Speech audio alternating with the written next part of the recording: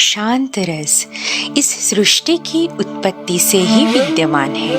यह भगवान ब्रह्मा का बनाया हुआ एक ऐसा रस है जो शांति का प्रतीक है। इसे प्राप्त करने के लिए ऋषि व योगी हजारों वर्षों तक योग व साधना करते थे, क्योंकि यह अनंत काल तक पहुंचने का एक मार्ग है।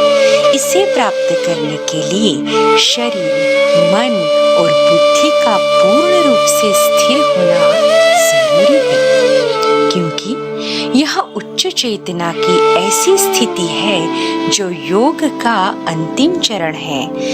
इसे प्राप्त करने के लिए अपनी इच्छाओं पर नियंत्रण करना अत्यंत आवश्यक है।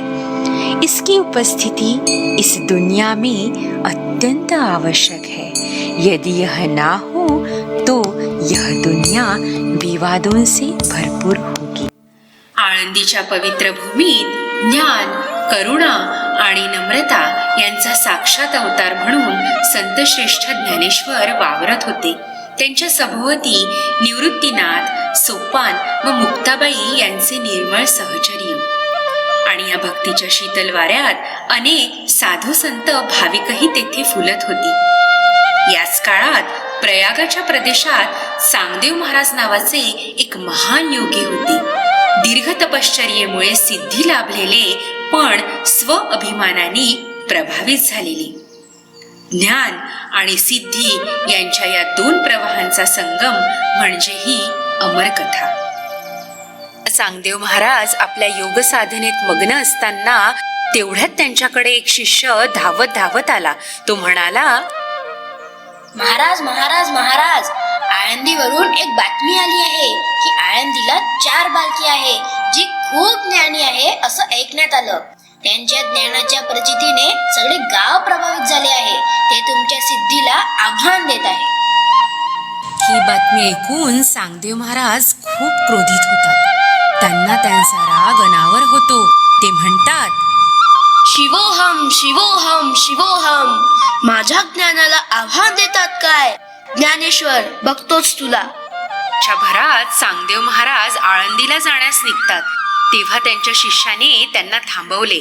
तो म्हणतो, महाराज, आपण इतके मोठे ज्ञानी, आपण आळंदीला त्या 4 छोट्या बालकांना भेटायला जाणार. सांगदेव महाराज म्हणतात, तुमचे म्हणणे पण बरोबर आहे. आम्ही एक पत्र पाठवतो, ते आळंदीला त्या भावंडांकडे पोचते करा. शिष्य म्हणतो, जी महाराज, द्या पत्र माझ्याकडे, मी पोहोचते करतो. सांगदेव महाराजांनी शिष्याला पत्र दिले. त्यावर शिष्य म्हणतो, महाराज, पण यात लिहायचं तरी काय? सांगदेव महाराज विचारात पडतात की खरंच यात मजकूर लिहावा तरी काय. ते म्हणतात, हा कोरा कागद घे आणि जाऊन त्या ज्ञानेश्वराला दे. जर तो एवढाच ज्ञानी असेल तर त्याला समजेल की मला काय हवं आहे. सांगदेवांचा शिष्य ते कोरं पत्र घेऊन आळंदीला जातो. तेथे ते पत्र मुक्ताबाई हातात घेते आणि हसू लागते. ज्ञानेश्वर माऊलींनी मुक्ताबाईला विचारलं, काय झालं मुक्ता, का बरं हसलीस? त्यावर मुक्ताबाई म्हणते, दादा, एवढे मोठे सिद्ध पुरुष, पण त्यांचे आत्मज्ञान या पत्रासारखे कोरेच. त्यांना काही सुचलंच नाही की पत्रात लिहावं तरी काय म्हणून. माऊली ते पाहून हलकेच हसते. ज्ञानदेवांनी मग त्या पत्राचे उत्तर अत्यंत सुंदर अर्थगर्भ संदेशासहित 65 ओव्यांमध्ये लिहून पाठविले. जे पुढे सांगदेव 65 म्हणून प्रसिद्ध झाले. सांगदेव महाराजांनी त्या ओव्या ऐकल्या. अध्यात्माचा खरा अर्थ त्यांच्या मनाला खुणावू लागला. सांगदेव महाराज आपल्याच मनाशी म्हणतात, अरे, हे तर लेकरं मला ज्ञान शिकवतात. त्यांच्या मनात थोडं कुतूहल, थोडा अहंकार जागृत झाला. म्हणून त्यांनी आपली योगसिद्धी दाखवावी असा विचार केला आणि ते वाघावर बसून हातात सर्प घेऊन आळंदीला निघाले. योगशक्तीचा तो एक मोठा देखावाच. सांगदेव महाराज आलेत ही बातमी आळंदीला वाऱ्यासारखी पसरली. ज्ञानेश्वर महाराज आपल्या भावंडासहित भिंतीवर बसले होते. तेवढ्यात एक गावकरी तेथे आला. तो म्हणाला, ऐकलं का बाळांनो, ऐकलं का? चांगदेव महाराज आपल्या शिष्यासहित आळंदीला आले आहेत. ते वाघावर बसले आहेत आणि हातात सर्प देखील आहे.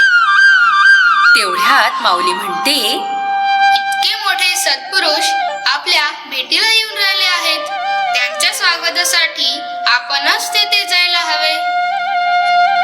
आणि तेवढ्यात ज्ञानेश्वर महाराज भिंतीला स्पर्श करतात आणि म्हणतात, चल गाई, आपणच अतिथींच्या आदर सत्कारासाठी जाऊयात. आणि आश्चर्य तो काय, भिंत हलकीच पुढे सरकू लागली. चांगदेव महाराजांनी हे दृश्य पाहिले आणि ते थक्क झाले.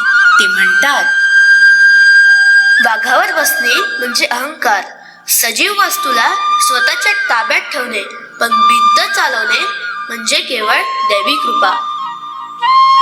ते तत्क्षणी वाघावरून खाली उतरतात, नम्र होतात आणि ज्ञानेश्वर माऊलींच्या पायावरती लोटांगण घालतात. चांगदेव महाराज म्हणतात, माझा अभिमान भंगविला माऊली, खरे संत तुम्हीच. ज्ञानेश्वर महाराज प्रेमाने म्हणतात, महाराज, संतांना वाघाचा किंवा भिंतीचा आधार काय? सर्वत्र एकच चैतन्य. असा तो दिवस. चांगदेव महाराजांचा अहंकार वितळला आणि त्यांनी ज्ञानेश्वर महाराजांना गुरु मानले. म्हणून सिद्धीपेक्षा नम्रता मोठी आणि ज्ञानापेक्षा प्रेम श्रेष्ठ. संतांच्या वाटेवर देखावा नाही, असतो तो फक्त ज्ञानाचा प्रकाश. असतो तो फक्त ज्ञानाचा प्रकाश. ज्ञानेश्वर